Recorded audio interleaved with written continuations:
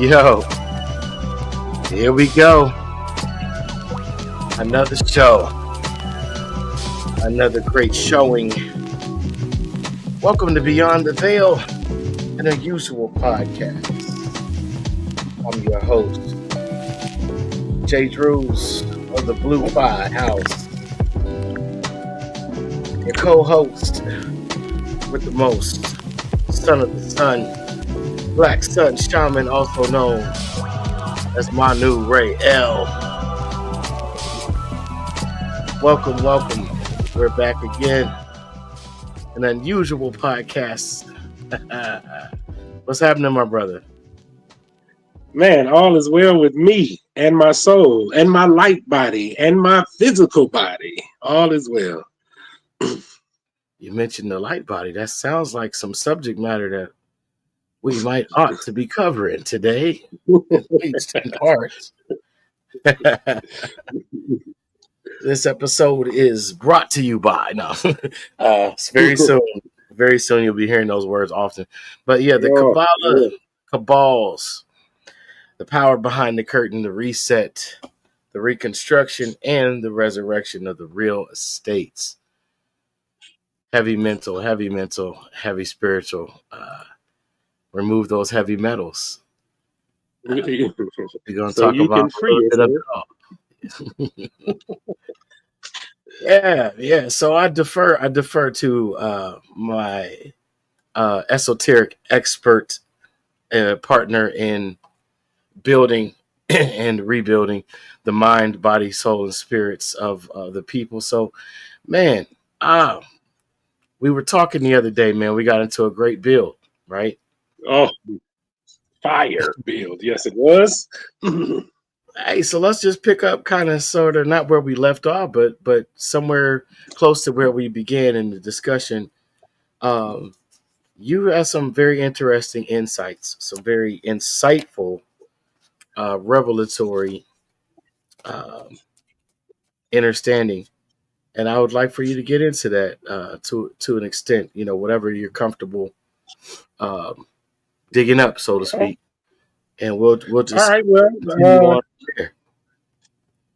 We can talk about the living language. They call it I don't know if everyone's heard of the Kaballah. They spell it with a K, they spell it with a Q, they spell it all types of ways, but Kaballah is a living language. The Kaballah, the Zohar, and the Kaballah, the Zohar, and the Gramatra all work together in the Jewish explanation for the Kaballah, but the Kaballah is a living language. So my insight on it is this: the numbers that they correspond to different parts of the body. We'll get down to it later on, but what I know of it so far is the numbers correspond to different parts of your makeup as a being. And then it's interesting that they say Kaballah, and you got Ka and Ba in there, which are two parts of your makeup. When you get into reading the Zohar, and when you get into working with the Gramatra is a number system, but the Zohar is an explanation of how those numbers work together. And ultimately, it's a system of energy for the physical body that, if you know, not just the physical body, but the spiritual body and the light body as well, if you know how to speak that language, then that language is supposedly responsible for creation. So much so that the Jewish use that language to create what they call golem. And golem is a partially living being that they spoke the breath of life into using linguistic formulas, or Kabbalist linguistic formulas. So it's a living language. That's what Kaballah is. That's my little insight right there. Wait. So, okay, you went all the way to second base. Still, that was like a little. Let's catch the listening and viewing audience up a little. So you got into Golem, right? Which is definitely somewhere this conversation should go. and doesn't go in most on most platforms. But um, let's get into a little bit about the different types of Kabbalah or forms of speech Okay. within the language. And then let's get into, for the audience, what's the difference between a living language and a dead language, which is often referred to as liturgy, right? Liturgical Mm-hmm. speech, or liturgical speech, or what do you call it? Not phonics, reading, the reading of the literary. So we have three different types, they say, of Kabbalah, but this is just from Wikipedia, and this is just something as a visual reference. Mm-hmm. Take it seriously, take it lightly, completely up to the observer. But theoretical, meditative, and practical Kabbalah. The study of Kabbalah is divided into three basic areas: the theoretical, the meditative, and the practical. The theoretical deals with the form of the mysteries or mysticism, teaching the structure of the angelic domains as well as of the Sephirot. That's one of the things I want you to go in on, or the divine emanations. So, what is a Sephirot? Is based on your understanding or understanding? Based on my understanding, it's a sphere of consciousness. Hmm. Um, the best way I can relate it, if I'm relating it to the physical temple of God, your body is the temple of the true and living God. The unadulterated word of God is written on the tablet of your heart. If I'm taking it from that perspective, then the tree of life would be the different spheres of consciousness or light centers within your body, depending on which one you're at. If you're at the crown, they do have a Sephiroth for the crown. It's sitting at the top. I think it starts with a K or something along those lines.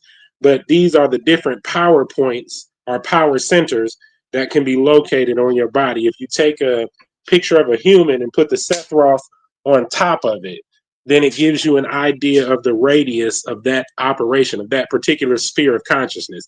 What I'm saying is, so if you place it on top and the circle is at your head, then that is a representation of your crown, and that is a representation of what happens on the mental plane of existence. And then for each Sephiroth, they have a center, and these centers have roadways between them, just like your body has neural pathways between and all of the parts of your body and blood pathways. Well, the tree of life has pathways between them, and depending on which pathway you take, you get a different result each time. Hmm. Gotcha. So, what I'm familiar with also is, okay, tree of life, what people refer to as such, or the flower of life. Within the tree of life system, the structure is depicted oftentimes with spheres or Sephiroth, and there's major Sephiroth, and then within the major or larger Sephiroth, there are the smaller, yet more detailed and significant Sephiroth. Uh, so the devil is in the details, no pun intended, within those understandings, because you could overlook something that appears minor that is actually something you can't skip Huge. over, you can't Mm-hmm. bypass in order to get the fullness of the wisdom that's being presented. And just to say, we're gonna get into the living language in a second, but just to say, these energetic systems have lessened in points as time has progressed. There used to be an extensive. You got right now. You got the chakra system, which has 7. If you go back further than that, you got 9, and then you got the tree of life that has the Sephiroth that has 12, right? 12 and a hidden, so 13, but 12. And then you go back further than that, and you get into the Nadi system, Nadi. Then you go back further than that, and you get into your points chads.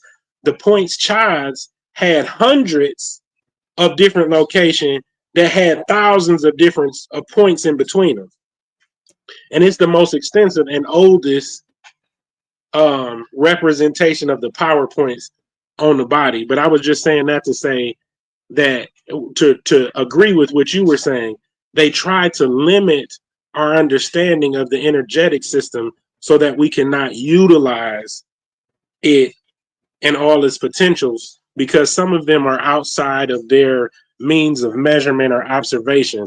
So a person like that would be considered wild or out of control. And why is that? That's very important. Because they would not be operating within the common programs that are taught to people. They wouldn't be operating in the common phrases, common music, common programming. So operating outside of that would make them wild, or would make them in need of. Well, a person would say you need Jesus. You need to take your butt to school or something. You know what I mean? Because they would be operating outside of social norms.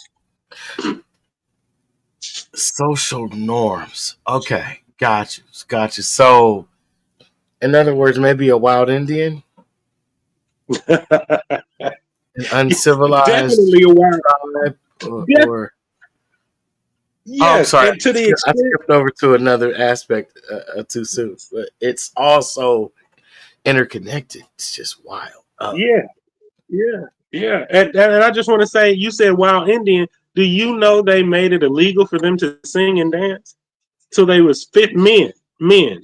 They made it illegal for men in Native American tribes here in the United States. They made it illegal for them to dance publicly until they were 50 plus years old. Hmm. Kabbalah's living language. When you dance, you accumulate energy in the body. But okay. Interestingly enough, there's a book within the Masoretic literature of the teachings associated with Kabbalah, right?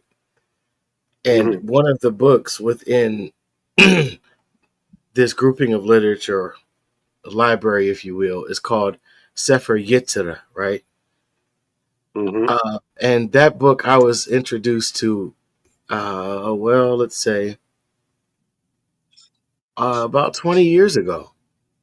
Um, but I was told by the person that introduced me to even its name not to open it until I was at least 40 years of age, which really is reminiscent of studies that I've done that show that those who were initiated into, for example, the Egyptian mystery schools, as it's misnomered, into some of the other Babylonian, Greek mystery schools, you had to be 40 years of age and male before you were even allowed to enter into initiation to that.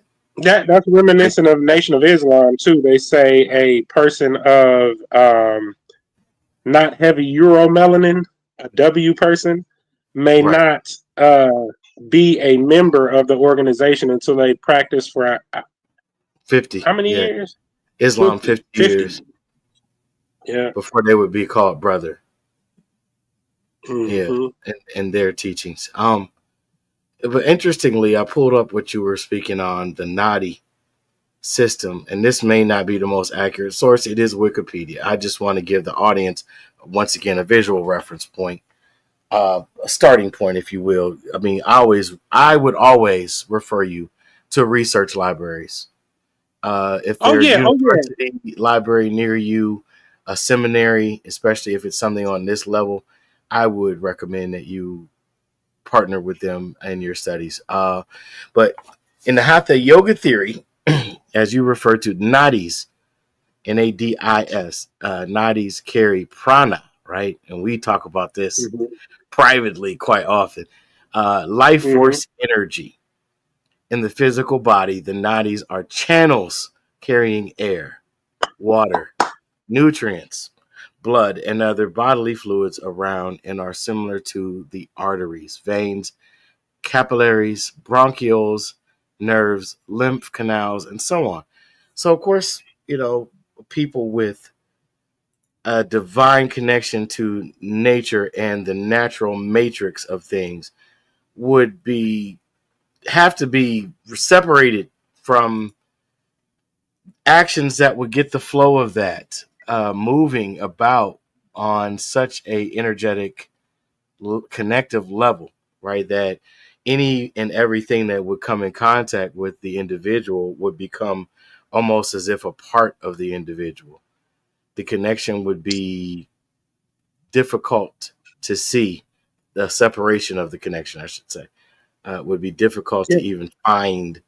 It would be almost like seamless, endless exchange and flow of like a turned on Neuralink. Interesting comparison. Thank goodness there's no such thing. Just kidding. It is. I put that on Elon. No. Right. Absolutely. So we were talking about living language. So liturgical language, I'm just going to pull this up just for, once again, just this visual point of reference, not the end all be all. Can I while you do that, can I give them one last explanation of living language just to better clarify and bring it down to a simpler version? Absolutely. A living language is the accumulation of energy that your body produces out of its own mechanism. So your heart has energy production, your brain has energy production, your vocal cords have frequency and energy production capabilities, your breathing has energy production capabilities, and all of the points forementioned along your body carry and transfer this energy, and it can also be received from others and transmitted to others.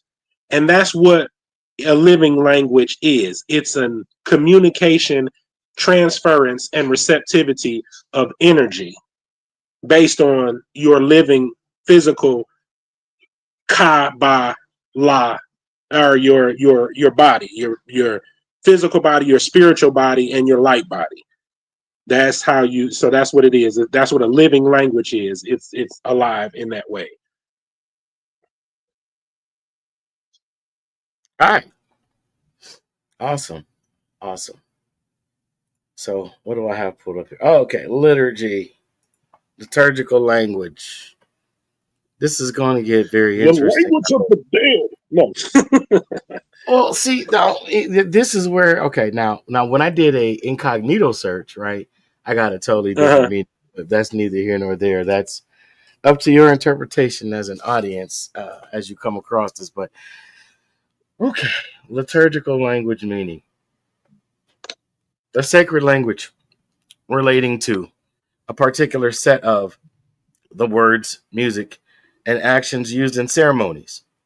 In some religious, especially Christianity. All right, so many Christian churches make a distinction between a sacred language, a liturgical language, and a vernacular language. The three most important languages in the early Christian era were Latin, Greek, and Syriac, which is a dialect of Aramaic. Is like Hebrew the Etruscan? Well, you can't. The Etruscans, you would have to connect also with the Cretans, Minoans, right? Mm-hmm. These are all were all subcultures of a larger culture, seemingly. But I only reason I mentioned that at this time because the languages that were created by Romans and other individuals who we'll get to later on. Yeah, we definitely all are headed there. Came from a base of those pre-existing cultures. They stole it and remixed it. They would have no basis or foundation without those that you mentioned. Absolutely. So, okay, my bad. Where do we go? Okay, that's the wrong page, I think. Here we go. So, where did I leave off? Okay, Aramaic. Okay, spoken in ancient times in Palestine, Hebrew was supplanted by the Western dialect of Aramaic beginning about the 3rd century BCE. I call cap on that. The language Yeah, continued to be you used. seen me look sideways. I'm like, wait a minute now. I call Like, cap. The language, that's what I said. This is just a point of reference, folks. We are not believing uh, everything that we're reading, if very little of it. Take it with a grain of salt. The language, let's see, okay, let me back up. Supplanted by the Western dialect of Aramaic beginning about the 3rd century BCE, the language continued to be used as a liturgical and literary language, written language. However, it was revived, as spoken language in the 19th and 20th centuries and is the official language of Israel. 1946 Israel. I'm hold my mule, Jesus. Okay. I'm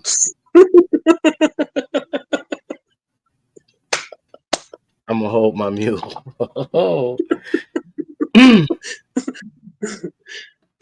So, man, you know what? When you're dealing with an alleged liturgical language that is also called a living language, that roots don't seem to extend before, I would say at the latest, the 15th century. Right around the time where all these Masoretic concepts were introduced. Zohar, Book of Eden, um, Kaballah. I mean, even the co-opted. Yeah, let's go into this real quick. You decide. We won't try to tell you what is what. The ancient Egyptian concept of Ka and Ba. What is the difference between Ka and Ba? This is once again just a point of reference and not the end all be all of knowledge, wisdom, and understanding. Ba, or the personality, is one translation that a modern scholar or person has contributed. Ka, or the double or vital essence. Ib, or the heart. Shuyet, or the shadow. Right. So we hear people talking about the shadow self. Obviously, The they're shadow delving. work. Yeah, it's shadow work. They're delving. They're delving at best. In most instances, maybe a little more in best case scenario. But the Ba, or spiritual entity, was seen as human-headed bird. A human-headed bird. I just want y'all to focus on that. Hovering over the deceased or exiting the tomb in the hieroglyphics, and was the part of the soul that could travel between the worlds of the living and the dead. For those who are born with a veil over your eyes, this is for you. For those who live in between worlds, this is for you. For the shaman who has been misdiagnosed as other things, that part is for you. That's part of your living language, and your ability to utilize that living language gives you the perceptive ability to tap in to different worlds as your energy rises and is reconstructed. I just want to tap out to you because I know that people don't know how to deal with the in-between world people, because they'll tell you stuff about yourself you didn't tell them, about your past you didn't tell them. They'll have feelings about things that were unspoken and undealt with. That does not make you crazy. That makes you have a greater perceptive ability than most, and potentially greater energetic storage capabilities than others. Correct. Yes, indeed. Yes, indeed. So, my initial understanding, and I was trying to find something related to that because, when I was researching this, not that I stopped at that point, but when I was initially researching this concept years ago, the internet was dial up and not everybody could afford a computer, right? And even though we Mm-hmm. had one, my father predominantly needed it for business. So I did a lot of travel back and forth to the library, and I got books by actual academics, and so the Ka and the Ba was always representative to me. The Ka was the spirit body, and the Ba was the spirit soul, and so there was this connectivity between the two. And what was suggested was that man was a dichotomy, but it was confusing to me because I was in a Christian church, a Protestant Christian church, and we were taught about the oneness of God, not just the concept of monotheism, but the concept of the unification of aspects, such as personifications, personages, and personalities under one force that was so vast and so great in determination that the expression of that force was multifaceted. And so the need to emphasize to us that we were a triune man, so that it would match this image of a Trinitarian concept of God, it just never sat right with me, right? And that's just me. Because Oh no, I would just like to add there. I don't agree with the perspective that they presented, but I just wanted to add on brain, stomach, lower nature, all brains. There, your physical, mental brain at the top of your head. Your stomach is considered a brain that has its neural pathways and everything as well, and so does your lower nature. So if you wanted to look for triune God within yourself, you have three brains.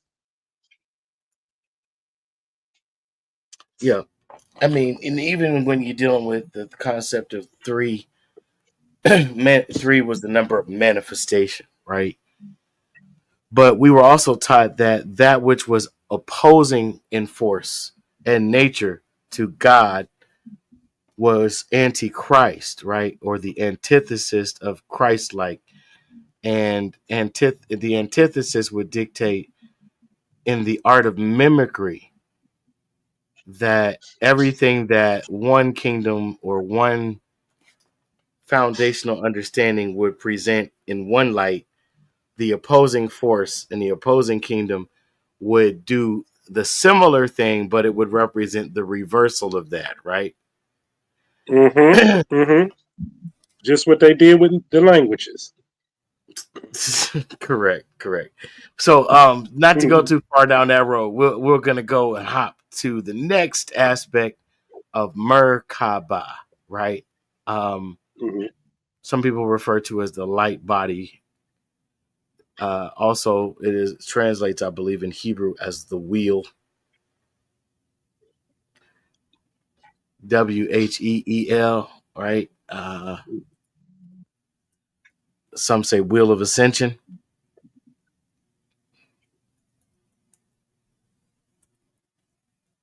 but let's see here.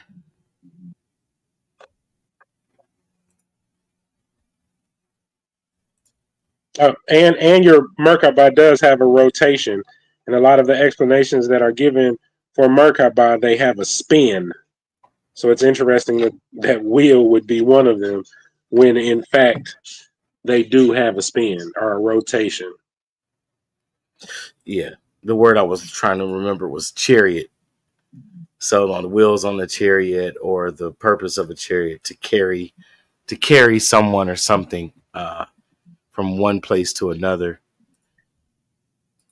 Absolutely. So Merkaba, Merka and Ba. And what's your understanding of Mer? I mean, does it mean light or does it mean water? Now, see, that's where I don't know. I have connotative linguistic formulas for it, as in mer people, you know what I'm saying, and the water, and then there's more, and I know how they like to take linguistics and change it to something similar and change its meaning to hide its original form. And the only reason I say more and mer in reference to each other is because if they in fact took from indigenous cultures their formulas for Kabbalah, Gramatra, Zohar, and everything else, if they indeed did indeed take that from original people, then you know Yeah. Yeah. So interestingly enough that you went there, right? Another definition, and then we're gonna get it. Hopefully we can get into this hot and heavy for the people. Let's see here.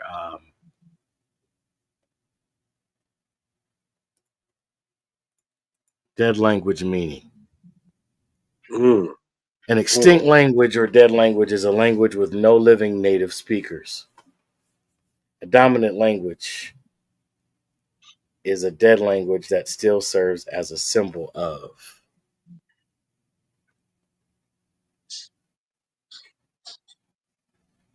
Yeah.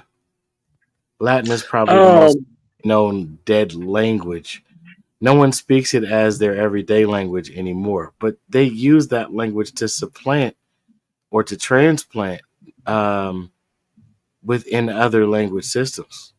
Am I correct? Or yeah, yeah, very much so. They every modern language contains a portion of Latin, especially when you're speaking in legal terms, right? Like what they call legalese.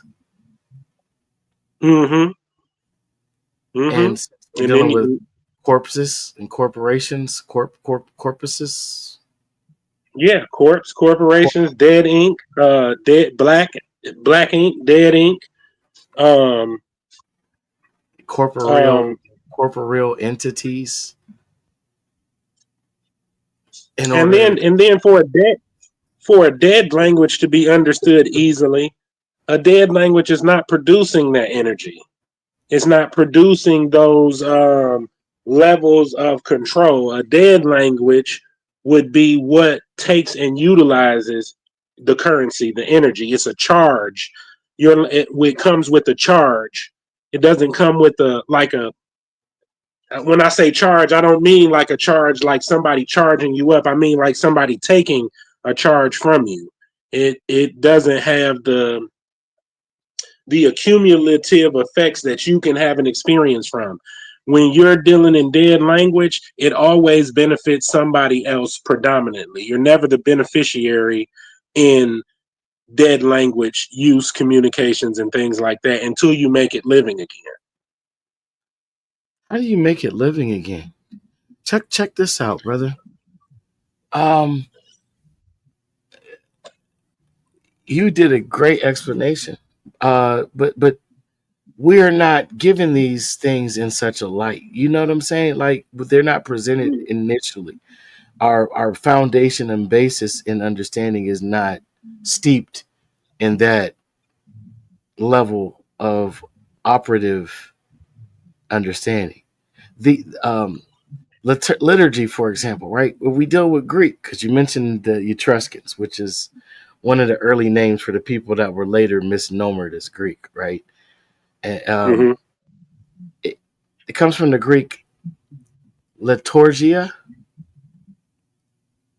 which is a combination of two other words. People, laos and work, ergon. Literally, a liturgy is a work of the people, or perhaps more helpfully, a public service. So, Therefore, it is the most basic. Liturgy refers to the order of a corporate worship service. I'm going to read that one more time. It refers to the order of a corporate worship service. wait a minute, Jay, one more time for the people who didn't get it. For the people in the back, I'm going to read it again slowly. It comes from the Greek liturgia, which is a combination of two other words: people, laos, and work, ergon. Literally, a liturgy is a work of the people, or perhaps more helpfully, a public service. Therefore, it is at its most basic. Liturgy refers to the order of a corporate worship service.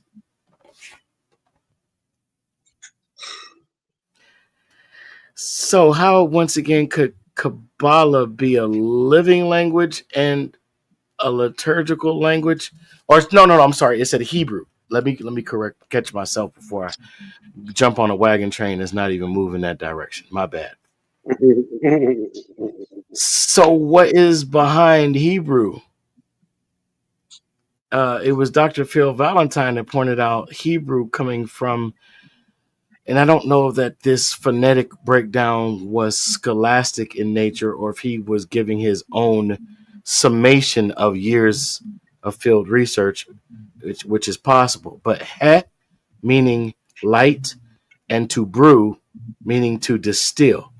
So to have a distilled light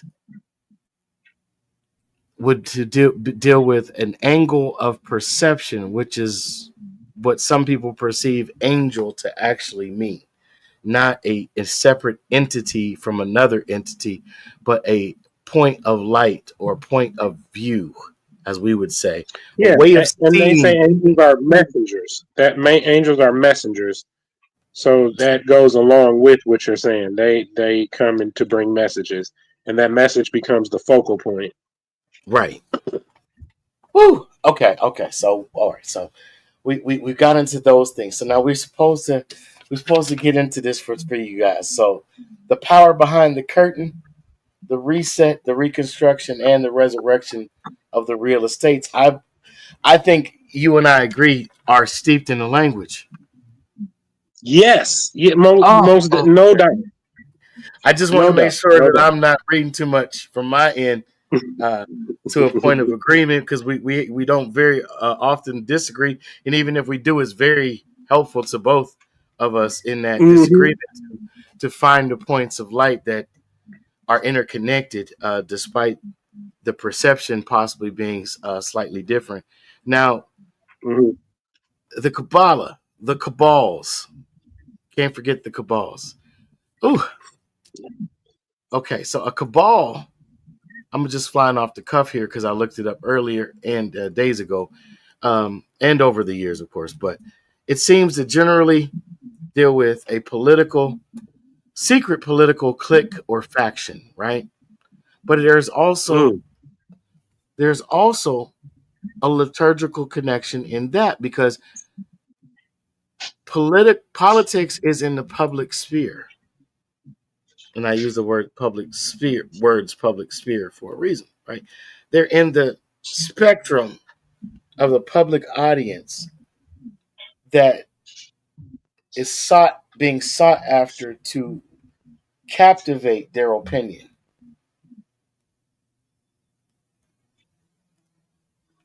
So you could say Now, separation of church and state, while in fact having set up a corporate body for public works that is actually a religion or a church. if the left and right hemisphere of the brain produce electricity, then by providing you a focal point that you take on, and you use your imaginative force or the energy of the left and right hemisphere of your brain to think on and develop that particular ideology, have I then stolen your energy? You've captivated it. Captivated it, because somebody can make a choice to give it away too. Correct. So it can't I've always be. been mesmerized. Mm-hmm. So the whole purpose of a pulpit, for example, is the same as a rostrum. And what's a podium? To elevate me in your eyesight. Mm. And my voice speaks over you, right? And the energy that comes from your voice, it's usually a domed ceiling or rounded edifice somewhere near, to where the sound goes up around and behind me and comes back up through me as I continue to speak to you to capture your attention or captivate you as an audience, hold you captive as you give me your energy. Mm-hmm. And then everything And, else and then involved and then music. and then 3 times during the service, there may be presented a collection plate with Yes. 2. So that's another form of energy collection or charging. Absolutely. And then bursts of energy in liturgical worship, and then using the difference in terms as Did you praise. say corporate worship? Corporate worship. Yeah, right. Yeah. Absolutely. The corporation must receive its worship, its service. Right. The whole thing is about a service. That's why it's called a worship service. It's redundant, but we didn't ever catch it. I'm going to service. What do you mean you're going to service? I'm going to worship service. I'm going to serve within the service. Oh, okay. Gotcha. So usher, deacon, trustee, elder. So wait, they use their liturgical language to as a reason for their servitude. I mean, even to the extent that I've heard the witnesses, I've heard them speak before about how they perceive themselves as slaves. Oh, you mean Russell's witnesses? Who is Russell? Charles Taze Russell. Do you mean the Watchtower Society religion? Yes, Oh, them. Yes, indeed. indeed. Yes, indeed. They openly admit that they are slaves. I don't think that they full on realize that there are individuals who run that and fund it to keep that information being promulgated. But I don't know if you've ever noticed that Jehovah Witnesses doors never close to their facilities. They're always able to pay, even though they don't take up offerings and things like that. It's because they're being funded by who they call, not me, their masters.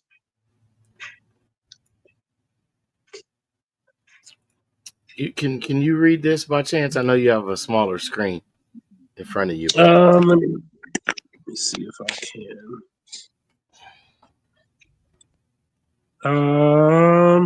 The term Kaballah originates from the word Kabbalah, the Jewish mystical interpretation of the Hebrew Bible.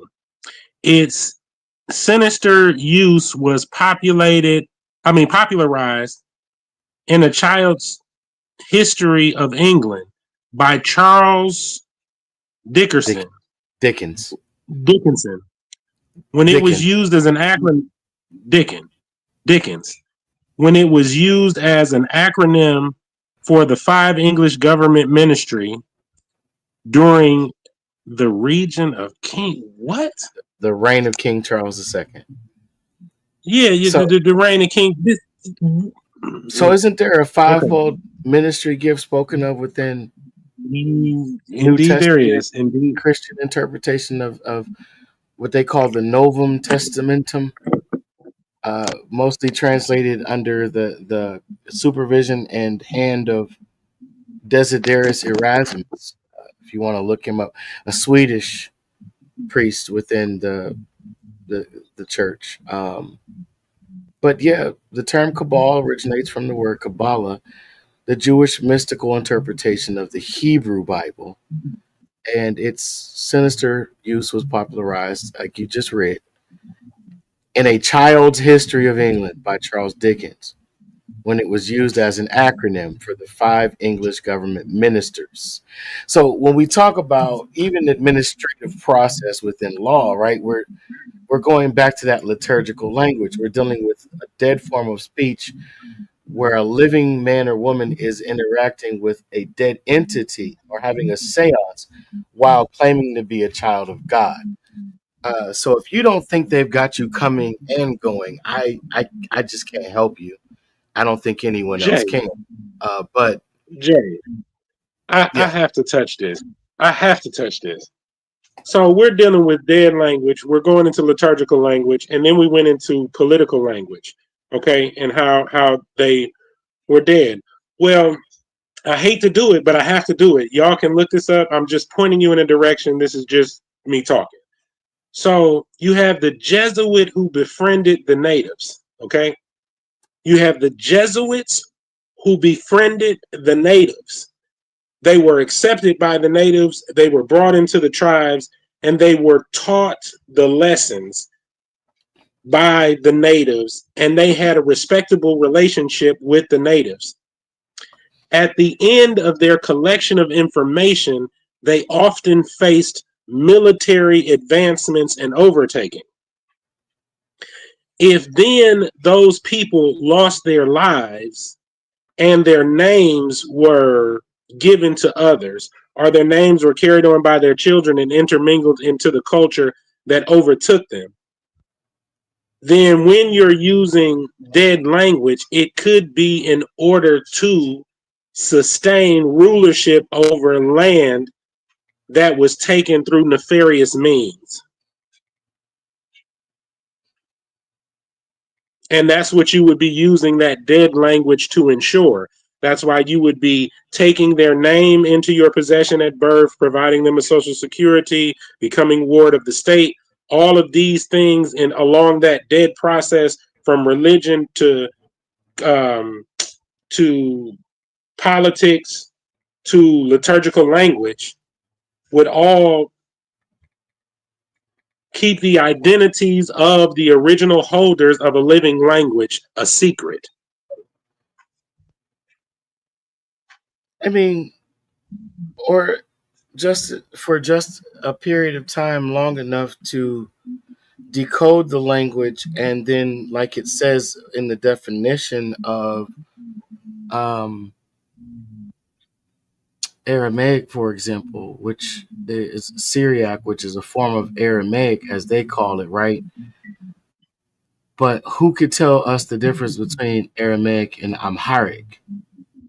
And why is Amharic still spoken by over 5 million people in Northeast Africa, but we're being told that Aramaic is an archaic and dead language? I mean, is there no connection between? Because I believe Amharinia, Amharinia, those terms would deal with a place, right, where people spoke a certain dialect. So, is there a difference between Neo-Aramaic and Syriac, which gave birth to Hebrew and then Arabic?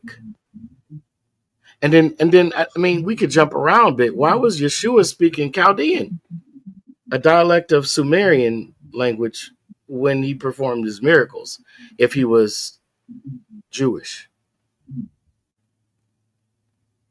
Anyway, I mean, this is just the types of things that appear when indigenous people are supplanted and suppressed. Their languages and dialects are also suppressed and forbidden. Then they use the term universal language in reference to Kaballah, or I use universal language.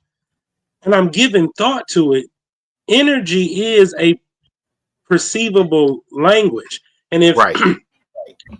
if there's common threads through all of these languages that go back to an original language, I remember them talking about Sanskrit. I think it is Sanskrit. It's either Sanskrit or no, it is Sanskrit. Yes, Sanskrit. Yes. Okay. They had a measuring device that they used, and it was called Jenny. It was that they shortened it up by calling it Jenny. So Jenny would read the sounds shape. Like you could put, you know how you've seen it. They put sand on a plate or water on a plate. Then they play the music, and the sand comes together to form a geometrical shape on the thing, depending on the sound that they're playing. Well, when they put the sounds of Sanskrit letters on Jenny, the crazy thing that came out is the same sound that was made for the letter was also the geological shape when Jenny. So if it was ooh, just ooh, when ooh came out, it was an O on the Jenny reader, and it matched the depiction that they were utilizing for Sanskrit. So with these people breaking us up off of a language that had to be more energetic living, and bringing us into liturgical talk, bringing us into, what do they call it, legalese, bringing us into religion and all of this different forms of linguistics. I forget they theology schools tell off all the different levels of communication that they have. But if you took us off of a natural based system, that was energy based, and you brought us into a dead language, then you would have brought the energy capacity down, and you would have taken us off of a universal linguistic standing. And interestingly enough, there is a time spoken of in the biblical text where Babylon's people were all unified and speaking one language. And then God came and saw that they were going to be like God, which I don't know why you wouldn't want your children to be like you. That always, anyway, so that they were going to be like God. And when he saw that they were going to be like God, he himself came down and broke it up and broke up the language. So if we have these common threads through English, through Spanish, through Italian, through all of these through Aramaic, through Paleo Hebrew and Hebrew, if we have all of these similarities throughout the language, then they must have came from a language base. And the languages that we were handed after this universal language was broken up was so that we didn't understand each other and we couldn't communicate with each other, which brought us to a level more ignorant and less energy. Just an observation because of what we were talking about. It made me think of Babylon and the Tower of Babel. You know what I mean? And we talked about all of these different languages that broke up out of an original language. And we talked about how they're dead and how they remove the knowledge and awareness of our culture and things like that. And they replace them with something else. That's because you can't lie to a person using a universal language, but you can lie like a mug if you write down something that has no energetic value or true meaning except what it was given. I digress. Oh, brother, listen. I'm just taking language matrix versus lexicon. And I mean, you deal with matrix, you deal with a mother tongue, right? Mother tongue. We deal with a tongue, which is the first term used to describe language or linguistics, right? Um, it deals with the natural way and order of communicating through speech. Phonetics, right? Remember Hooked on Phonics? Hooked on Phonics worked for me, right? Yeah. As I'm looking through this, like I just got to share this. As I'm looking through this, the definition of language matrix, it says matrix-based language, the world's most natural way to express computational mathematics. So all right. Now here's another interesting aspect. Right up underneath it, the language matrix, instant conversation in Spanish, Portuguese, Arabic, and English. Now I want you to see what this says. Conversational Spanish, Portuguese, Arabic in a month, created by a military linguist. Now I'm not trying to advertise for him, so that's all I'm gonna do. So when you're dealing with conquering a society, one of the first things you have to destroy, break down, reconstruct, because we're talking about reset, reconstruction, and resurrection of the real estates, it would start with the language and the understanding. Grammatica, Jay. Grammatica. So gematria. Let's deal with gematria. Some people say gematria. I mean, tomato. But let's just look. What is it? Some of you are very familiar with this already, but do you know how to actually use it? I hope you do learn, if not so. But gematria.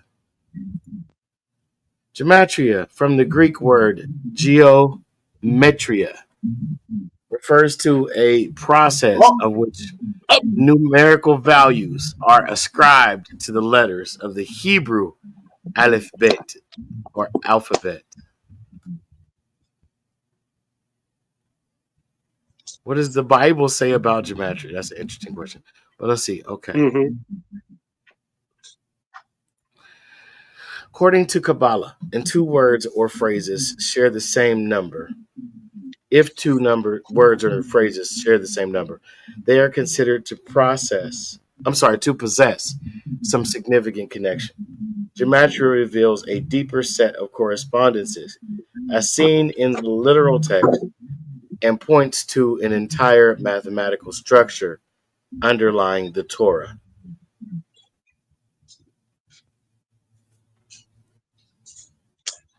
Jay. Go ahead. Every holy book has numbers.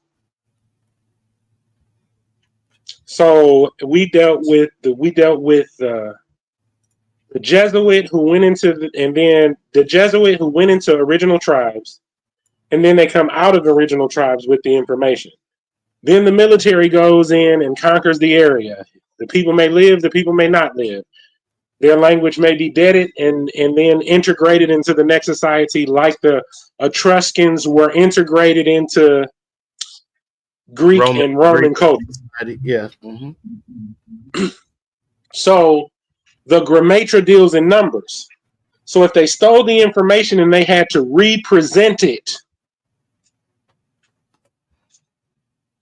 then they would utilize the numbers to keep the meanings of what was being said and the locations and, all of the parts that would empower somebody, limited to those who knew the numerical system.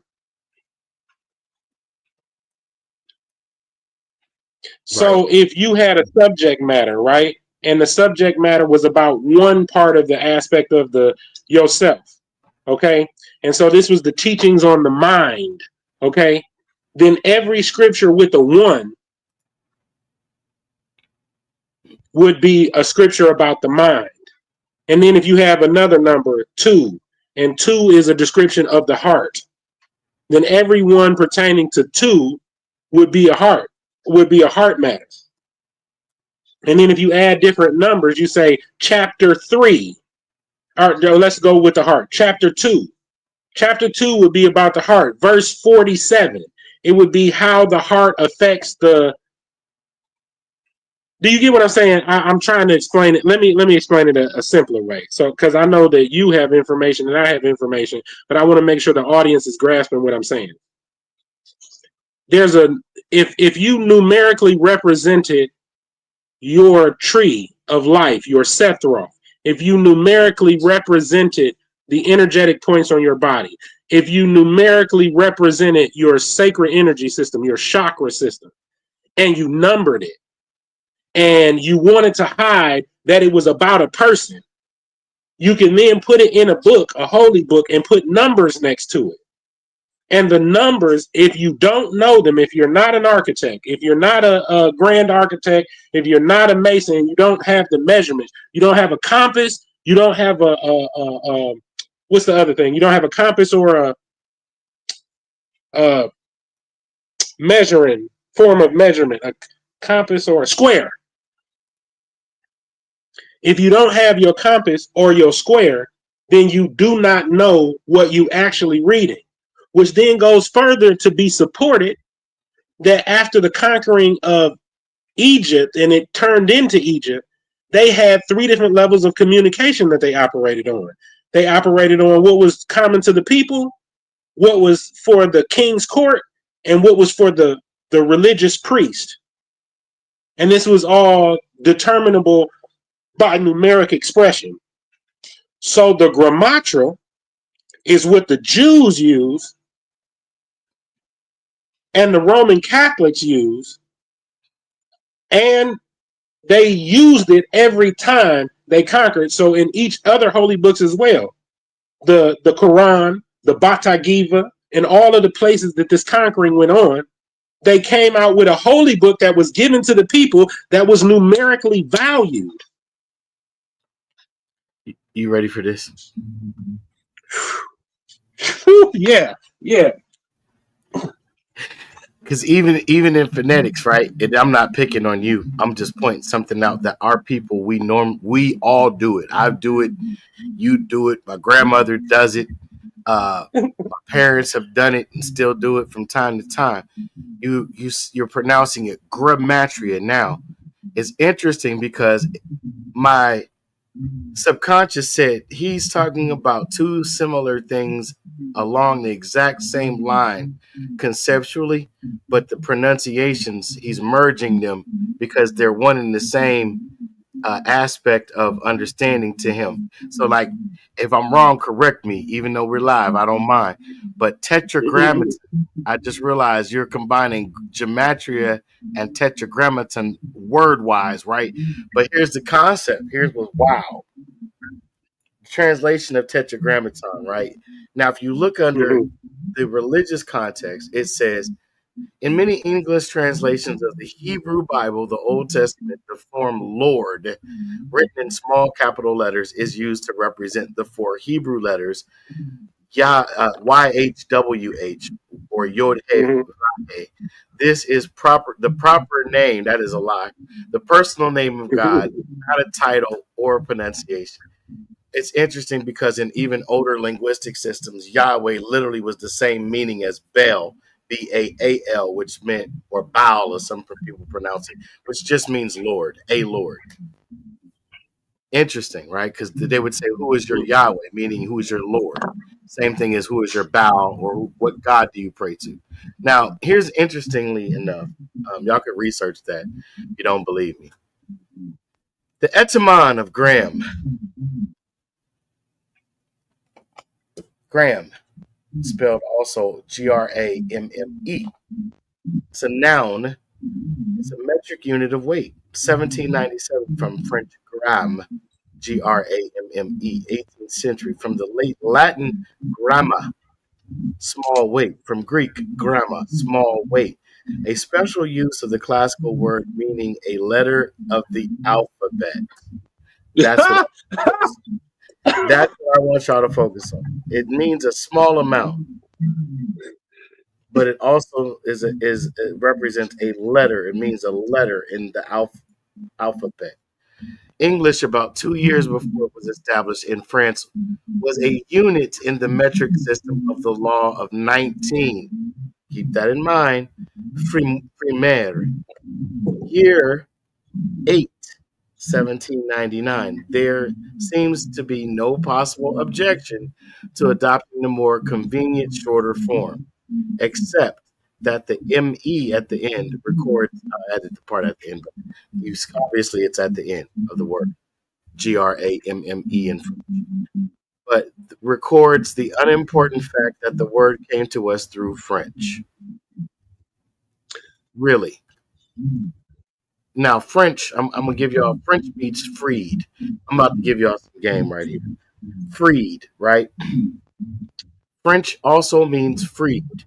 Now, keep that in mind when you're studying your own history in America, because a lot of American history was adapted from a concept that was introduced by the French called transportation, where they use words or pictures to transport your mind from one belief or understanding to another that they want you to have.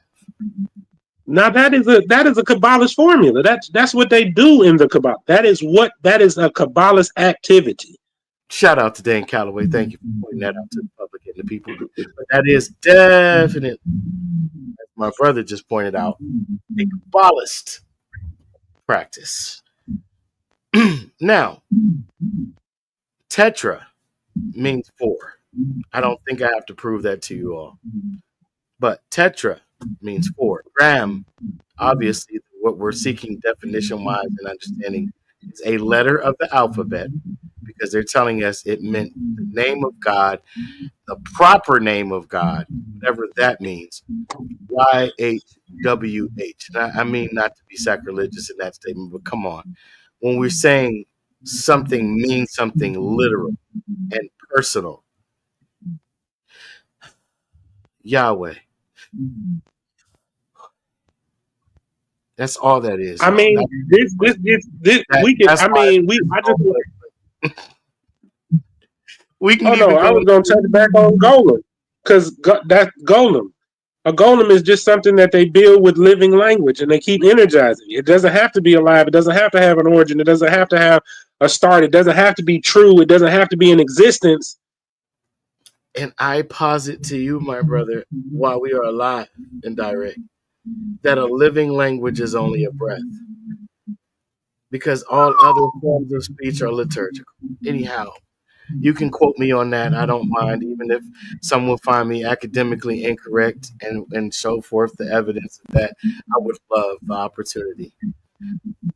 Prove me wrong. Now, Atan or Atan, the name Atan has Hebrew origins, it says. I call cap, derived from the word that means to atone or to make amends. In biblical context, atonement refers to the act of reconciling and preparing one's relationship with the divine or with others after worshiping. Just scroll down a little bit further and so why I say cap. Aten is also spelled Atan. Atan or Aten is the ancient Egyptian deity associated with the sun and the sun's disk. The word Aten means sun disk in ancient Egyptian.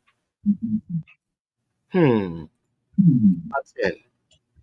Also Atan. Oh, So Atanu also or Itin was the focus of Atenism, the religious system formerly established in ancient Egypt by the late 18th dynasty pharaoh Akhenaten. I don't even need to see the rest of it to know because I've studied it so intensely. Sigmund Freud wrote a very famous book called Moses and Akhenaten, where he proved that Akhenaten and Moses were the same character. Now, whether you want to argue whether or not they were the same entity or person, that is completely another undertaking that you could embark upon. But the worship of Aten, also Aton, becomes Adonai later on.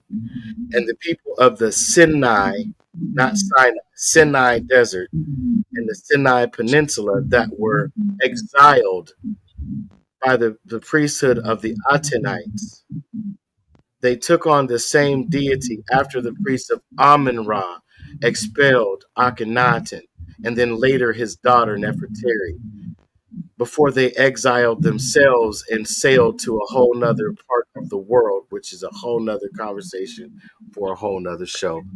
I was about to take it there. When I heard that, where they was running from. Just so we on this, they was running from a situation that happened with the Harry Barbarian. Are we on the same page? Yeah, the Habaru. Okay. Also, all right. Hyksos, invader, foreigner, Tamahu. But yeah, they were descendants of converts that were learning the Atenite worship, and they became servants of Adonai in the Sinai Peninsula. Of course, Sinai named after Sin, which is a deity not in action. Even misunderstanding throughout the scriptural references, you would have to get the understanding of the Sumerian story and epic of how Sin came into being and who his mother was and why he was depicted as a waning crescent moon, not the entire whole full moon, as we call it. And all the temples that were built to him, his mother was associated in worship next to him. And definitely wasn't a circle like the sun disk that was utilized by the natives. Correct. You had all these different cabals, politically and spiritually. And some of the cabals so old, Jay. Symbolism and symbology. Some of the cabals so old that they in love with them. You know what I mean? They done fell in love with the M's. They done fell in love with the Boule. They done fell in love with the Roman Catholic and all this chill. They done fell in love with these systems. Absolutely. And they've mastered to a degree They've mastered to a degree controlling the minds and perceptions of people, and that's all that's been needed. But when there's a Yeah.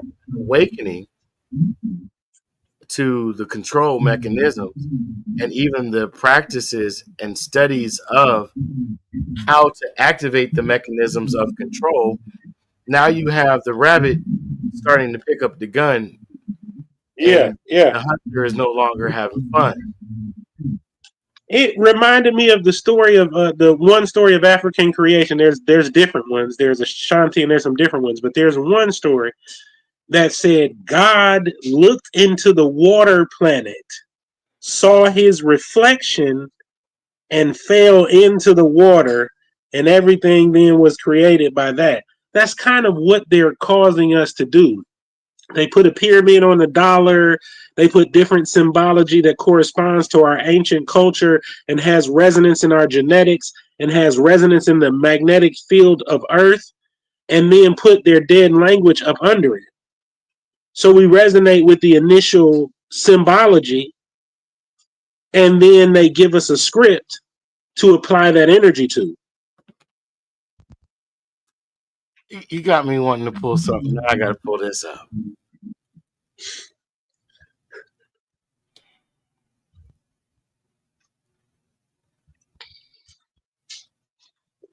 That's crazy.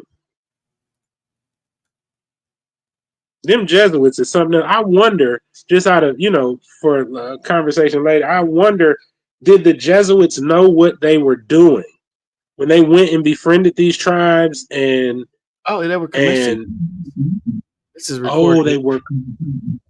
I mean, and if you want to go into the way that the orders are established, right? The characters and the orders that were set up in the Old Testament, for example, the Levitical priesthood, the left-handed priests, right? These people came, if I'm not mistaken, they came before Jacob, right? Right? Before Jacob, pre-Jacob. Can you hear me, brother? Yeah, yeah, yeah. Yes, indeed. So his sons would have been the tribe, Benjamin being one of them, Levi being another. One Ooh. being son of his right hand, and the other one being left-handed. So the left-handed priesthood is encoded with meaning. I won't give that away right now. However, it does connect to the Levitical and liturgical priesthood of the Levite and their I was gonna say. that was I was activated gonna shamelessly. to go in and kill the others who stood on the other side and not with their Lord. He said, "Who is on the Lord's side?" The ones that didn't cross over that crevasse that had formed in the ground, if they weren't swallowed by the crevasse after it continued to grow, he sent in the Levites to slit the throats of the continually rebellious folk. So when you look at that, you got to look at rebel meaning resistance in this aspect, and the resistance being the indigenous factions of people who did not want to submit to what they perceived to be a mandate or a dictate of their God or their Lord, which is why Serapis, the not. I mean, I don't want to just say Serapis, but that whole time period, I was reminded of a movie. They talked about the priests at Memphis. They cut out their tongues because they wouldn't teach them the secrets of what it was to be God. So they went to the next priesthood, the next city over. The next city over had heard that they cut out the tongues priests at Memphis, so they gave them the initiatory process to become God. But it's interesting that they got cut out their tongues. You know what I mean? If there was any symbology there, you know what I mean, to linguistics, they were asking how to be God, So what's the and oath? then we have. Go ahead. What's the oath within the lodge? What's the Jesuit oath? Okay, what's the lodge oath first? Let me separate the two so I don't confuse people.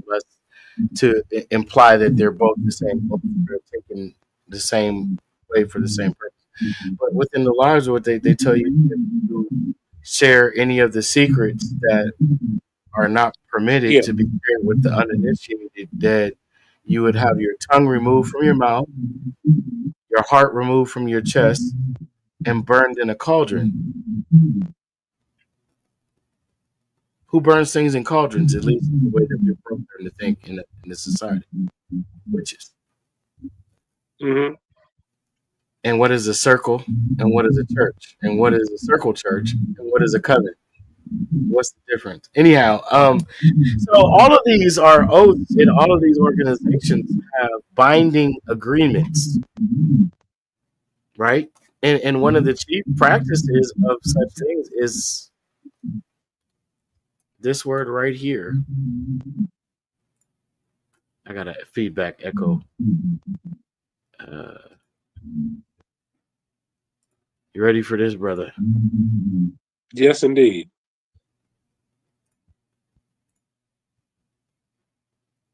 My goodness.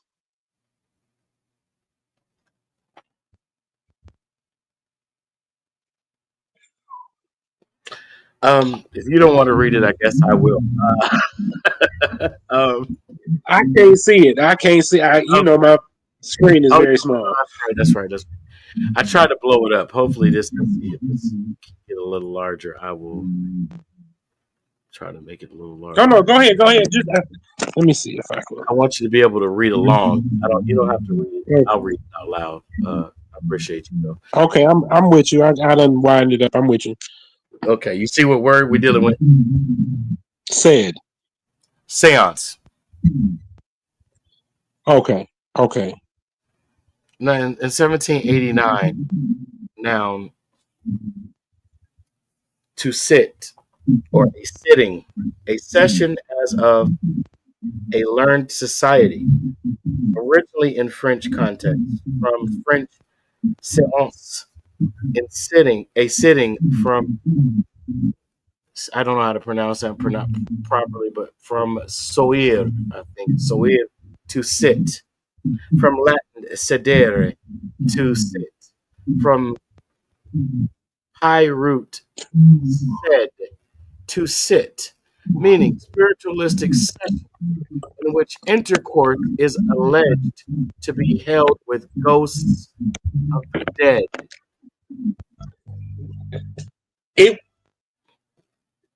Proto-Indian, Indo-European root meaning to sit. It might form all or part of, assess, assiduous. These words. Asiento, assise, banshee. Wait a minute. Forgive me.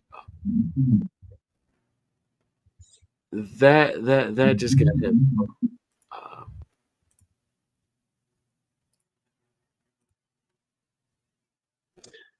I want to relate this to something right after you get done, and we're about to go. We're going there because, bro, Sanskrit. I'm gonna skip down. I want y'all to see this. Don't y'all read the piezoelectric. That's where I'm going. That's where I'm going with it. Oh, go ahead. Sorry, excuse me. Dodecadron, dissident, insidious, Nick. I'm gonna go down. So it might be also the source of Sanskrit. Sadat, sat down. Siddhati, sit. Nida. What was that word? Nadi? Okay. Mm-hmm. Resting place. Nest. And we've talked about the nest. We're going to do that. We going there. We are about to go there. Persian hadith, abode. Greek asestai, to sit. Hedra, seat. Chair. Face of a geometric solid. Latin, sedere. What? Face of a geometric solid. Greek, asestai, to sit. Hedra, seat, chair, face of a geometric solid. Latin, sedere, to sit. Occupy an official seat. We talked about this not too long ago about the seats. Okay, reside, sit still, remain, be fixed or settled. Nidus, nest. Old Irish, weed. Seat, sitting. Net, nest. Welsh, said. Seat. Eistead, sitting. Nith, nest. Old Church Slavonic says that. Wait a minute. Wait. Whoa. What did you say? Old Did you say old church? Slavonic. Old church. I'm done. Yeah, we going all the way there. Sedeti to sit. Sedlo, saddle. Nesdo, nest. Lithuanian. Sedeti, to sit. Russian, sad garden. Lithuanian, sodinity, to plant. Gothic, sitan. Oh, Gothic, sitan. Old English, sitan, to sit. Satan? Satanic? Sorry. All right. So that's why people just assume that a seance is evil because it involves intercourse with a ghost after you sit down. Anyway, okay, and placed in the seat of power, like if, for example, I don't know, a Theosophical Society member that had the right bloodline decided to go ahead and put a Rothschild in a seat and call it Fraternis Lucis. If Kim wanted to get babies from Kanye. Oh, see, no. Oh no, okay, I quit. I'm okay. All right. I'm just playing. So that she could. No, Jay, we got to go here. Go ahead. I'm gonna let you finish. Though. Have you completed that definition? I'm good and done. I'm good and done. I don't need to say anymore. I don't think. But okay, so I've been doing a study lately that revealed that there are geometrical designs that come with DNA, RNA in the different forms that DNA and RNA come in. If you look at them from the top down, because of the amino acids and the composition, they create a wheel of design, a geometrical wheel of design. So the ancestors took me through and revealed that these geometrical designs were placed on cathedral windows. So I go look it up online as the ancestors are speaking to me, and lo and behold, the DNA spiral wheels actually do match perfectly with color inclusion with the cathedral walls. But then the study goes further with the ancestors and they show me the magnetic ley lines of the earth. Then they show me crop circles and they say, now look, the same genetics that are on the cathedral walls are on the crop circles because earth is trying to tell you something. She's trying to tell you where you're supposed to be. She's trying to tell you where your marker is. So then it went even further, talking about these people who stole indigenous culture linguistics and then made the dead linguistics that they hand us. So the geological places that the geological places that they took us from that matched our DNA, they took us through the Trail of Tears. They took us from the coastal shorelines. They took us from the holy temples that we had. And they did this process all around the world and then placed themselves there after usually forcing themselves sexually on the culture that they're overtaking. Then they seat themselves. Huh? Go ahead. I want you to finish your thought on that.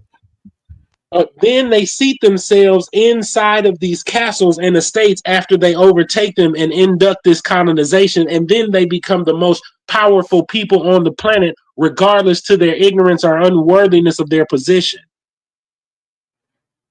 I'm going to interject with you associated to you. They have different windows, and I literally go through them, on a search mission to see if this is something or not. And I mean, I'm talking about exact matches to DNA strands, exact matches. But and then it even went further than that. It got into exact matches for DNA and then resonant frequency also. When you were using making different sounds that correspond to the pipes that they have in these cathedrals, that correspond to the music layout that they orchestrate in the cathedral. They have a sound resonance that also has the geometrical designs that we see with correspondences to them as well. So they have different. Yeah. So it's dope when you just post your own content, and we've given you all tidbits on this. So I mean, we've been showing you the different ways that the living language is displayed and its correlation to genetics and deoxyribonucleic acid, also known as DNA. And RNA, DNA, and even I'm not just talking. I'm talking about all of our strands. CNA. Right. There's more than DNA and art. There's more than that. If you ever go look, there's more than that. You know what I mean? There are more nucleotides, but the common thread, the helix, is the deoxyribonucleic acid, and then the polypeptides and polynucleotides. Right, the different, but the strands. Yeah. So those shapes, okay, those shapes, their correspondence to frequency, light, they all are a language. Yes, indeed. Breath is a language. The name of God is a breath. That's a spoken language. And even for those of you who like to study the Anunnaki gods, listen to a song by Chris Brown and Jordan Sparks.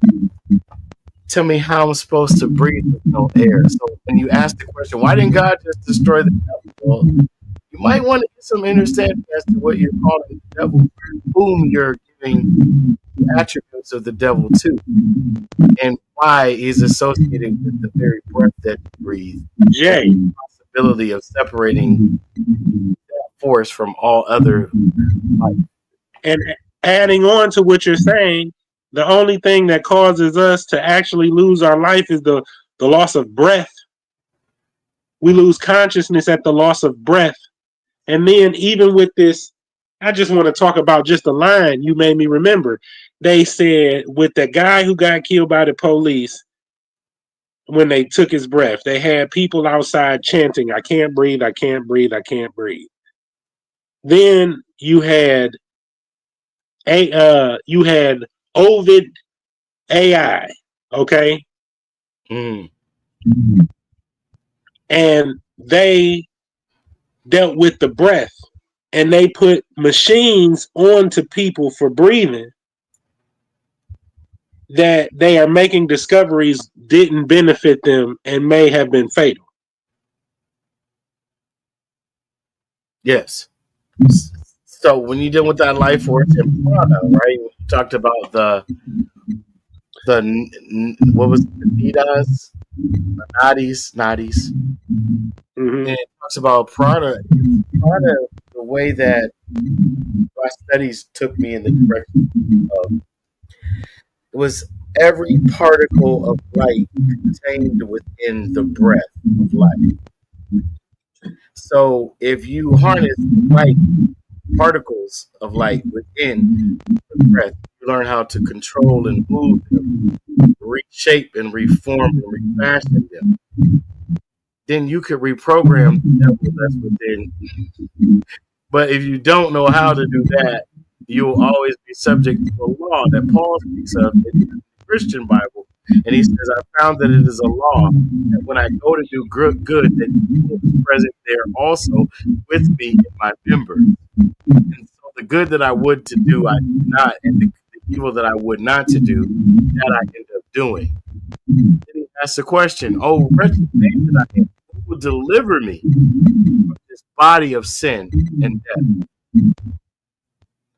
I'm gonna save the rest for when I have more time, because there's gotta be a session. There's gotta be a teaching session. Because I want to tell them right now. I want to show them how to use compound universal linguistics so they can access their power. How to use their imaginations to formulate their own thoughts. And to remind them that it's not childlike to use your imagination. To tell them that their vocal cords, to control what they come out of their mouth, to control how they feel because of the beat and rhythm of the heart and the vibrations of their vocal cords. You want to tell them, be careful how to use your sacred energy exchange, because there's so many different energies that can be formulated by the meeting of nadi or power points all along the body. You want to be careful whose tree of life you bring energy and transfer energy with through your neural pathways and through your skin and different things like that. Because there's one or two ways this goes. Either you're synthetically controlled by pre-existing systems and programs and give up your energy, or you write and formulate your experiences. And when you write and formulate your experiences, that's when you'll return to a state that's natural. That's when you'll return to the linguistics that are universal, because it'll be more about energy than the programming or the results of programming. When it'll be more about something real than something you've been taught to invest your energy in. Instead of investing your energy there and wasting your energy and finding yourself back in this system, should we touch on the blood, or are we going to leave that alone? Blood transmission? I mean, the blood contains the light, and the light is the life of men. I mean, they admit that within the scripture of the Hebrew Bible text, right? So yeah, we can get into that, but I also don't want to forget,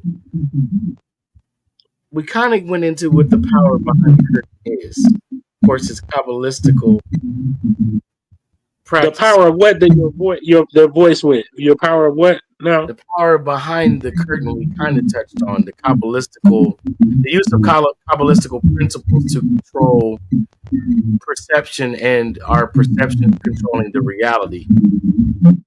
The reset that we've heard so many people predicting, calling out, the Reconstruction that seems to happen at the end of every era, every dominant era, whether it be an industrial era or a military, what I'm trying to, war dominated, a false flag for attention. Yeah, because like we got to tie into the resurrection of the real estates, right? Because every nation has states, or some nations are nation states, but like we've mentioned what those really are, and it ties into the blood. Yes, very much, very much. I just want to say, when you the part of the burial process, they remove your blood from your body before they put you in the ground. And then they put other fluids in place of it. And then those fluids that they replace it with are destructive to any remaining blood. Like if you had any remaining blood left, when they put these other fluids in, your blood is destroyed completely. And then they put you in the ground, and they don't put you in the ground before then. It was interesting to note that within the biblical text is spoken of two brothers, Cain and Abel. One brother killed the other brother, and the way that God knew that this murder had occurred was because the blood cried out to him from the ground. So when we talk about going back to your estates, we talked about your genetic resonances that may match so much so that the earth may actually be creating signs for you to return home. And old architectural designs that were pre-takeover had resonances in their windows that were shaped and formulated to something that matches your DNA. That's you returning home. But um how do I While you paused, can I say this? If I was teaching the Sunday school course, I would ask the children at this point which brother was good and which brother was evil, and why. Did you ever come to that question? I don't mean to go off base at all, but it always what you seemed to talking me. about? What you talking about? The sons of the morning, Jesus and Lucifer? I mean, and Satan. Excuse me, Jesus and Satan, them brothers. Or you was talking I about? wasn't going there. I meant Cain and Abel, right? The Oh, sorry representation, about that, bro. My bad. What you say now? because My bad. at no point did it say that Cain had any dialogue with a serpent or an evil fallen angel. So what made him just decide to kill his brother? Because God wouldn't accept his sacrifice, right? I just used to wonder that. I, I don't any longer, but this is an interesting question. It seems to progress to because there was Yeah, no competition or influence. It was just a natural reaction allegedly. Like, forget this dude. He gets everything. He's the favorite. He gets attention. All his prayers get answered. F him and plunk him. And then his blood and cries out. he was the one that got killed was more connected to nature. He provided a fruit offering and an herb offering, and that's what was accepted. Correct, and or was it the stew? It wasn't the stew, or was it the stew? I forget. I forget which one it was, but I remember that the one had a close relationship to nature. So what happened to that God is what I'm saying, because later on that God wanted burnt offerings and turtle doves and stolen oxen, and I just always wonder what happened. But go ahead. I'm sorry. No worries. So just in the returning back to the estate part, the Yeah. returning back to the estate. Sometimes we feel drawn to certain places. Everybody think the beach is the best place in the world. When you go on vacation, 70 to 80% of the time you're going on vacation to a coastal shoreline. You know what I mean? That's where everybody want to go. They want to hit North Carolina. They want to hit Florida. You know what I mean? They want to hit New York. You know what I'm saying? Want to go to the Chicago, Detroit. These are the main hubs of energy. You know what I mean? This is where the main things are going on.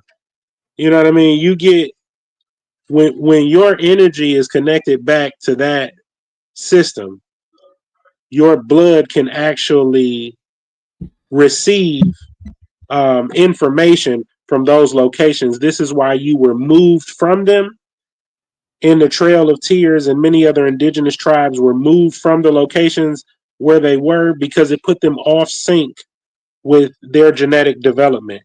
If the same genetic development is in your body, is in the cathedral windows, is in Earth itself, then to move you from a location where you had been developing magnetically and with nature to another location would stifle or stifle your stifle your growth or what do you call that when it slows down? Step down your Stunt your energetic value, huh? stifle or stunt growth. Yep, So, stifle or stunt your growth.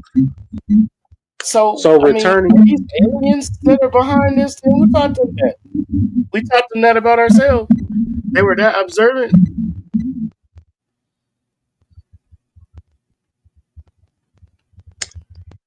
every religion is alien. Is it I mean, by definition, yeah. really?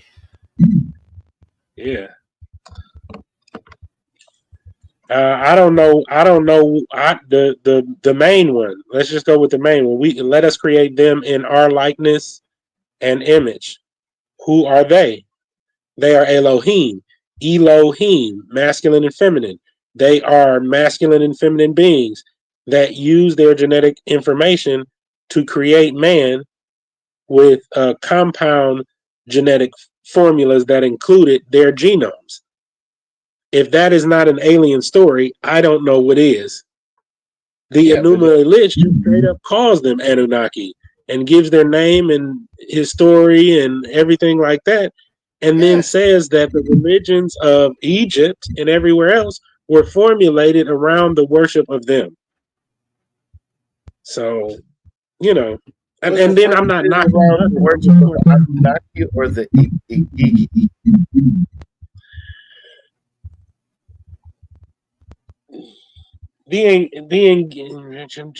The slaves? The Igigi. I mean, every second generation is slave to the first generation. And by that, I don't mean like what we've been given the concept of forced into servitude. It's just by nature, if you want to learn from them, you're going to assist them. You'll be like the apprentice. You'll be the go and get it, the go step and fetch it. You'll be the hey boy, go in that room and turn that knob. Servant. You'll be the servant. In order to become the master, one must always first be the servant. Yeah, and worship. Serve.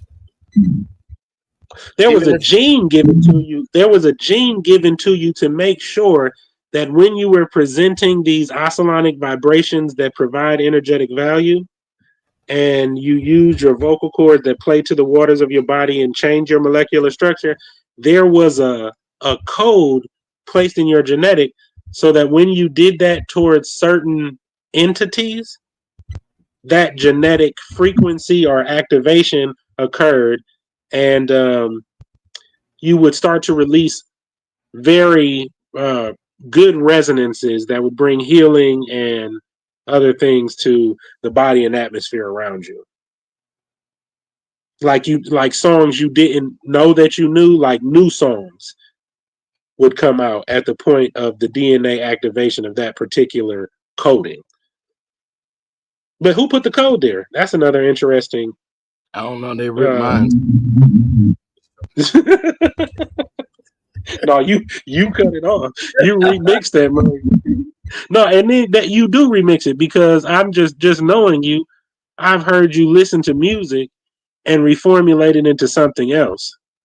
You know what I'm saying? It's the same. It's the same genetic marker.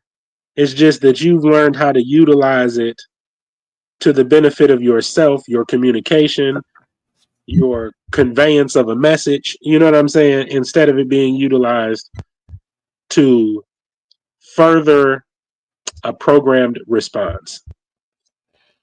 I also remember that it was transported aboard a warship,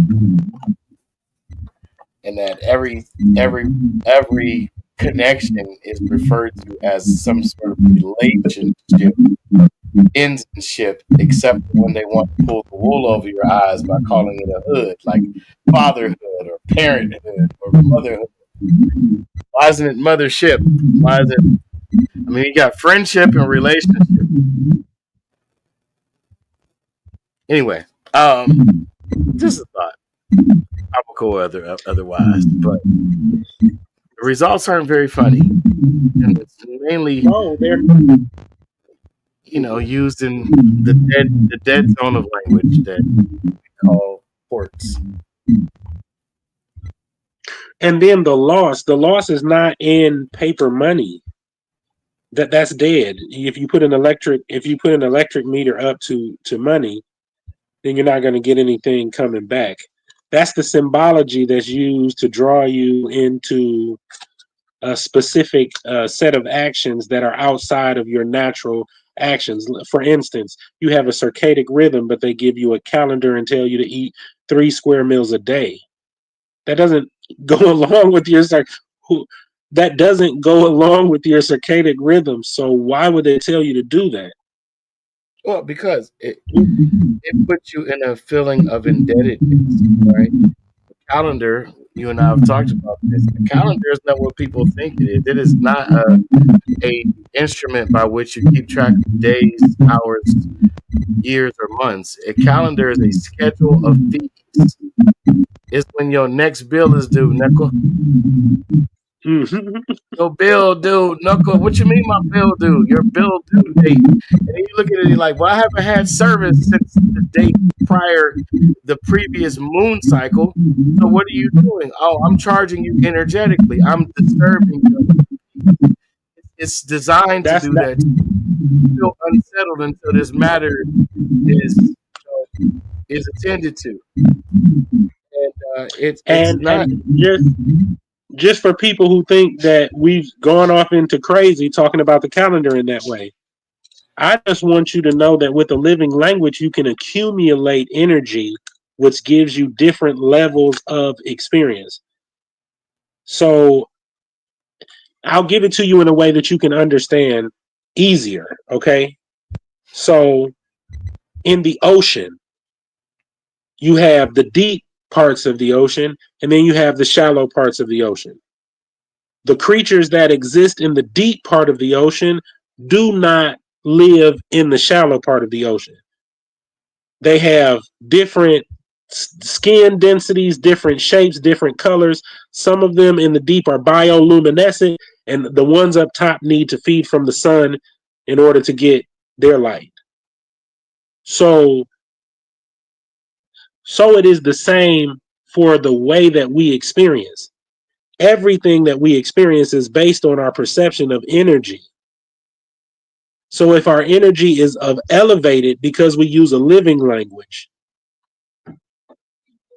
then it's a different experience than it would be if we were using a dead language and being further disempowered. Then we would go into the more dense layers where the light would be coming from us and not from around us. But as we go into our own, then the light is being projected from outside of us and we can use it to go into more fluid experiences.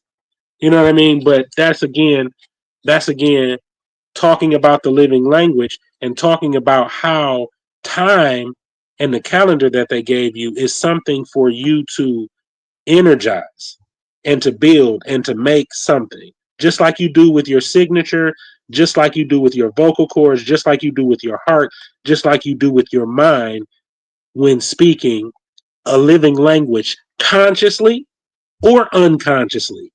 It still has the same effect. Absolutely. It's the reason why they do certain political actions or pass certain political laws, legislate certain acts on certain dates. It all corresponds with this schedule of fees, which it deals with a schedule of when your energy is most primed to be harvested and put to the best use in their best interest. Uh, you hear what I said? That the energy is being taken and put into their use. Yeah, for their best, however, it can be used in their best interest, because Right. they view themselves as having the right to rule, and just like within the document of the what is it, the preamble to the Constitution, governments are instituted by men and derive their just powers by the consent of the governed. So Right. then, That's exactly. so Mm-hmm. then, what happens when that consent is rescinded? Who's designated to notice or give notice? To whom do they give notice? And so people just got to be really careful. Like, you cannot over idealize, conceptualize, or internalize meanings and not look at what's being suggested on a universal level. Tell you something happened on January the 26th. the other side of that political aisle will tell you something nefarious took place. Uh, 4 years prior on January 5th, or yeah, so or November 5th. I mean, So it seems like even the holidays they have you celebrate, the movies that they keep rewriting and structuring for your vision. You know what I yeah, mean? They're utilizing all of those to harness energy from your mind, from your emotions, from your imagination. All of these places that produce energy on a Kabbalistic level. I'm not talking, you know what I'm saying? I'm not saying none of the other things are going on, but I'm saying from a Kabbalistic level, by you giving focus in that way, there's an energy harnessing going on that provides them the ability to control and remain in power, because ultimately all it takes is your awareness to change it. But I mean, I'm not gonna get into that because that's a whole nother thing. But yeah, we will though, because what do they say? Acquiescence is consent. Silence is consent. So yeah, sometimes your non-reaction or non-response is the key to the contract being implemented and intact. He said, "Well, I didn't agree to that. You didn't speak up when it came time to say, we're not doing that at all. That's not what this is, and it never will be." Uh, right. so yeah, the like you said, the blood, the light, and the powers in the blood, the transmission of blood from generation or gene pool within the line age, gene pool within the line age, the age of the line determining the rank of the blood. I don't even want to use the word hierarchy, but within the big bro ship, but in the hierarchy of what line came first. Like, preference. Preference could be deferred. Just because I have preference doesn't mean I can't defer to T because I know he needs it or he would be better at it at this time. This is what's necessary. It's not going to negate what I got. It's like, hey, I can defer total control of that at this moment, and he and I can have a silent agreement that we're both going to put our heads together. But his name, his face be out to the people because maybe they like people. Maybe I did something that caused damage, and I'm still seeking forgiveness fully.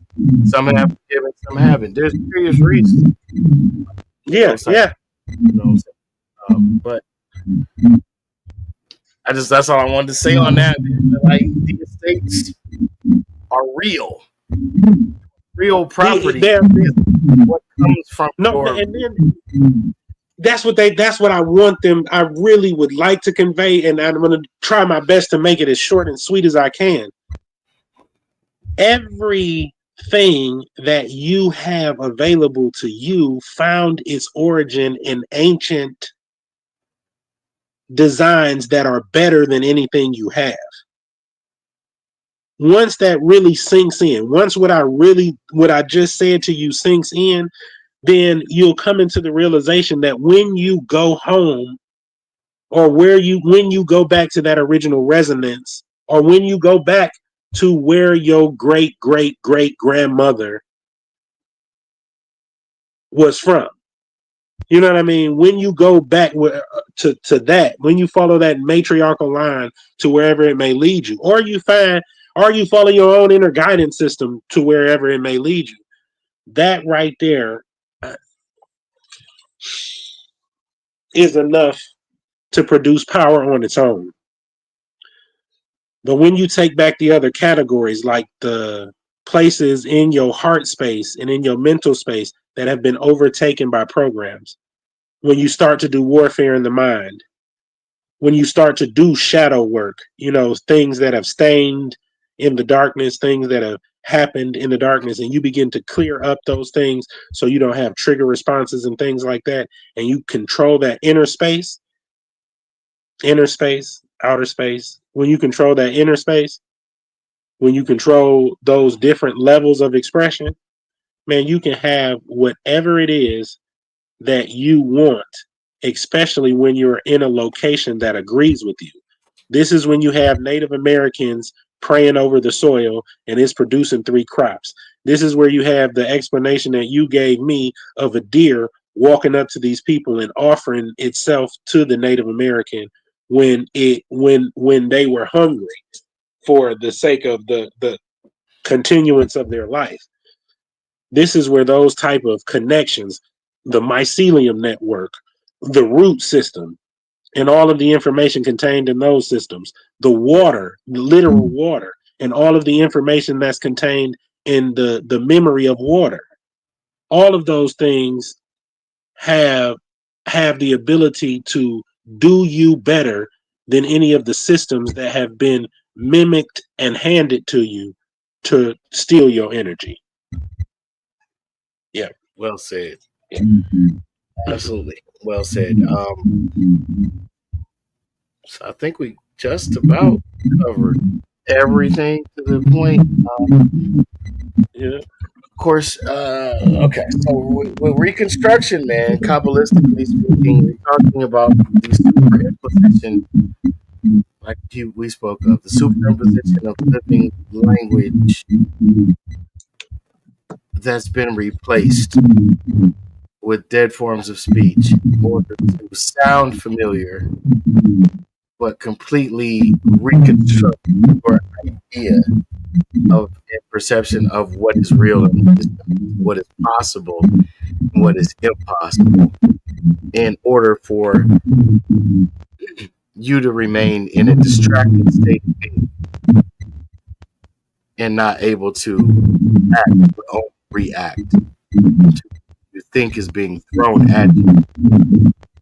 And it is, in a way, in a sense, directed at you intentionally.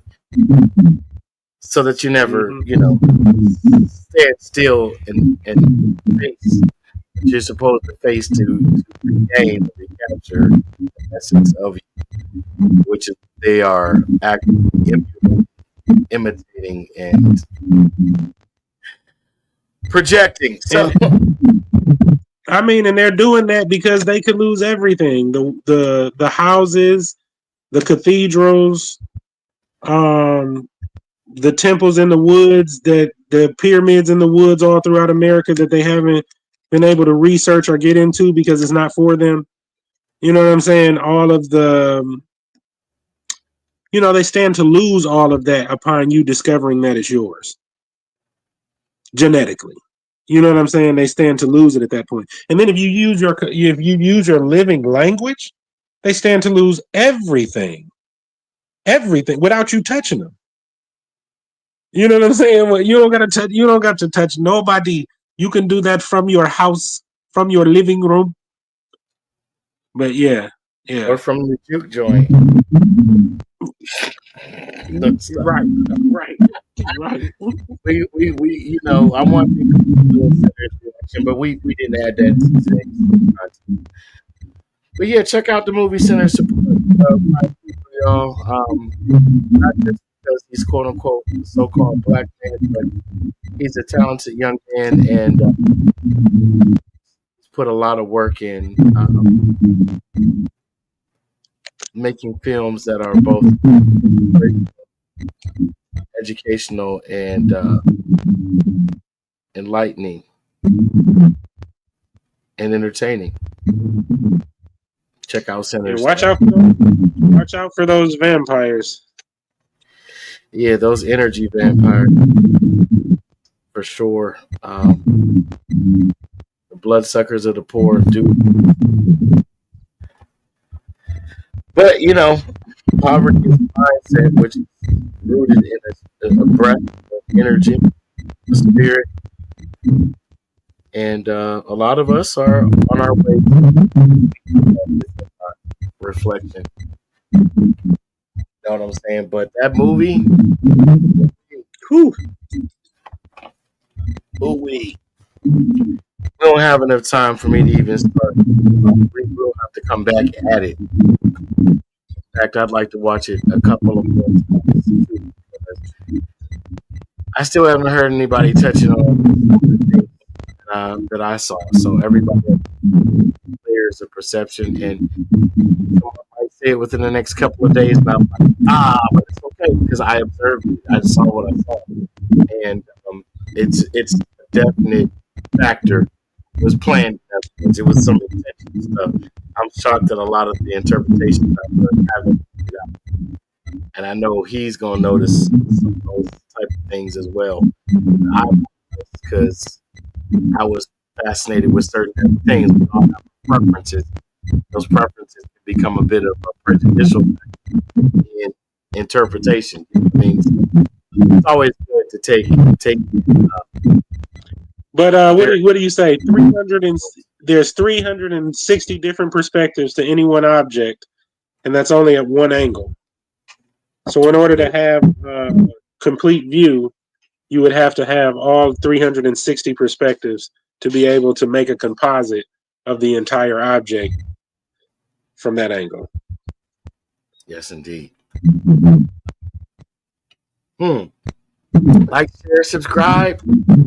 Check out the site Black Sun Shaman, www.blacksunshaman.com.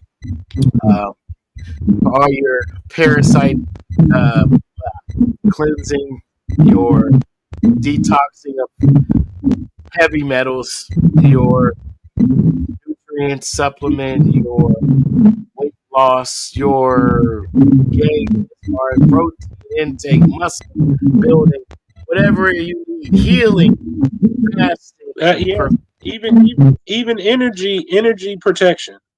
Your energy field. Yeah. Energy protection, y'all. Absolutely protect your energy. It is sacred.